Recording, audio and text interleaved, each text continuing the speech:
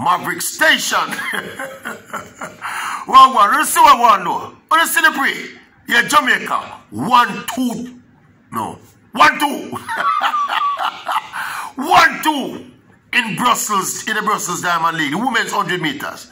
Probably the other kind of discombobulating still. It's Shericka this time from Shelly in the 100 meters. 1-2 Jamaica. 10.73 and 10.74.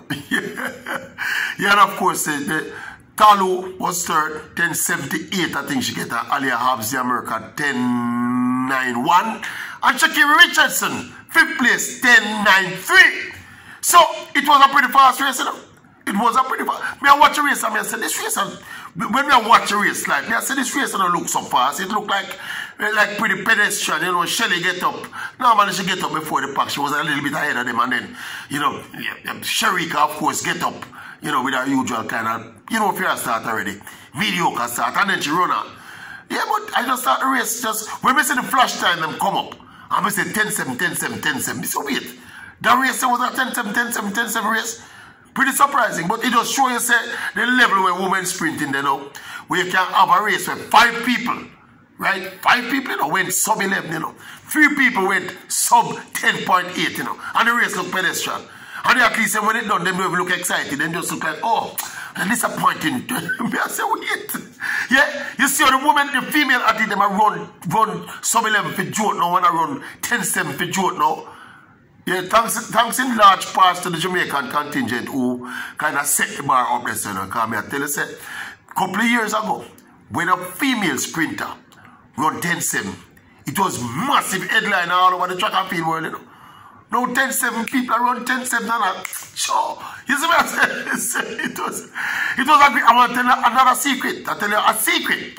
You really not gonna be a secret, because I'm telling you now. While I was watching the race, just before the start of the race, I was saying to my colleagues, I was making a prediction, just a soft prediction just before the start of the race. We said, Shericka, I'm going to beat Shelly, you know. And Talu, I'm going to run third, you know. And SHA'CARRI, I'm going to run fourth.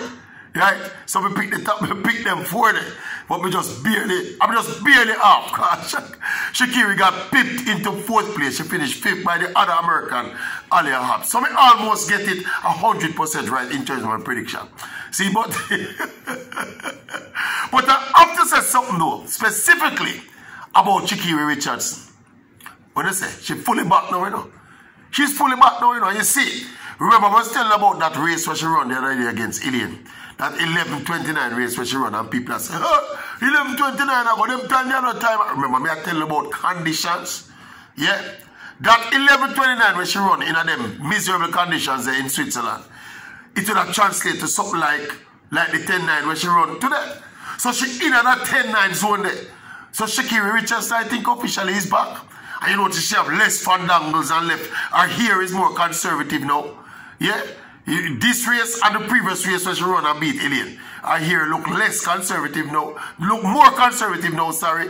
And she have less fandangles and less antics and all of them. So it's like, we don't know, somebody probably get home to her and say, yo, this is what you do. You gotta do it better. Concentrate on it and keep focus on it. Yeah, but me like what I see from SHA'CARRI still. She's officially back now. And as me say, when you translate that 11:29 to what she run today now.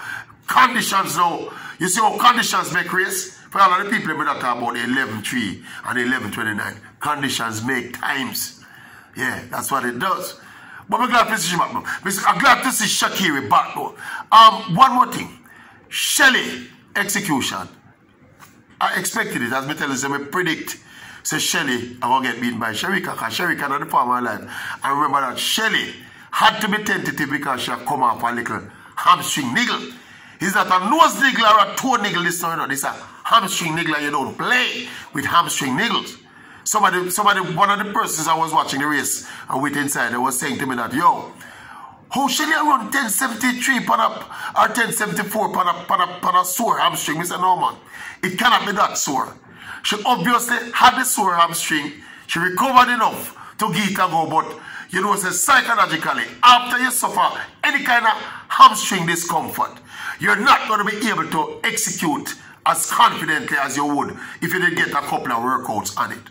You see me, I said, because mentally, You're going to have it psychologically, you're going to have it in the back of your mind. So one night the hamstring, I go pop again.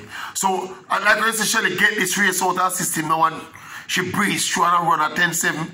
Yeah, look out for her now in the Diamond League final next weekend in Zurich. Then Shelly will be trust herself for now, trust herself enough and trust her hamstring enough now to execute to her full potential. Even a racer. She run, I think she is up about 95 minutes, so Shericka run past her. Because you know, Shericka always a finish like a runaway train after a letter. You know me always I wonder about Shericka Jackson, other athletes who have sprinters who have slow starts. Why is it so hard to fix? Me normally say it with athletes who don't start well. Why is it that slow starting sprinters so hard to make the adjustment?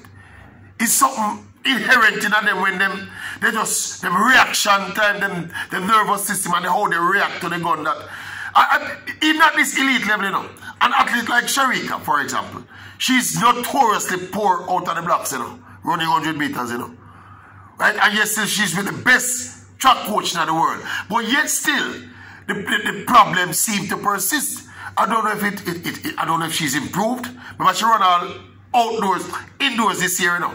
I try obviously aimed at improving her start, you know. But she still have a pedestrian start. You see it in the last 2 races when she run. You see it in this race today. Any day Shericka about challenge that 10-5 zone there or that 10-4 zone there and beat people like Shelly and Ilian and them consistently, you know. She have to fix her start, you know. Yeah, man, because the 100 meter don't give you enough margin to run down people and pass them. You can run down people and pass them in 200 and 400 and 800, you know. But you're going to run down less people and pass less people at the elite level in a 100 meter sprinting. Anyway, we have to give her our praise still. She tastes what it tastes like now. We beat Shelly and Fraser in a big competitive 100 meter race. I'm sure she's going to save her that taste there. And Stephen Francis is going to take notes and look at what he needs to do. 10:73 is Shericka Jackson's second fastest time, you know. So it's not a slouch time she winning, you know. Her PB is 10:71 we run earlier this season at 10:73. So it was a fast race, despite what we have observed about her persistent, sluggish start. Anyway, as we say at Shericka time, she did what she had to do. She get the job done, and she will be in the finals along with Shelly and Fraser Price and company in Zurich next week. We see how that go. You get me? But we don't think she can fix her start in 1 week. See? But fix it to the extent where she go challenge Shelly when Shelly in a tip-top form. But it is what it is. And as I said, SHA'CARRI is back. Talu is so consistent. I feel Talu forget a prize for consistency, you know. For just consistently with there or thereabout. She's never bad. And she's never ultra brilliant to the extent where she can upset the big run of them. Anyway, big up Shericka, you're there. Yeah, the penultimate Diamond League event for the 2022 season. Next week is the grand culmination, the 2-day final coming from Zurich in Switzerland. In the meantime, and between time, want to think about anything when me think, I want me say. I can just tell me what you think. You don't have to react to what me think, you know. Think for yourself and tell me what you think. And me will come to the comment section, come tell me what me think about what I think. What is about that for a change?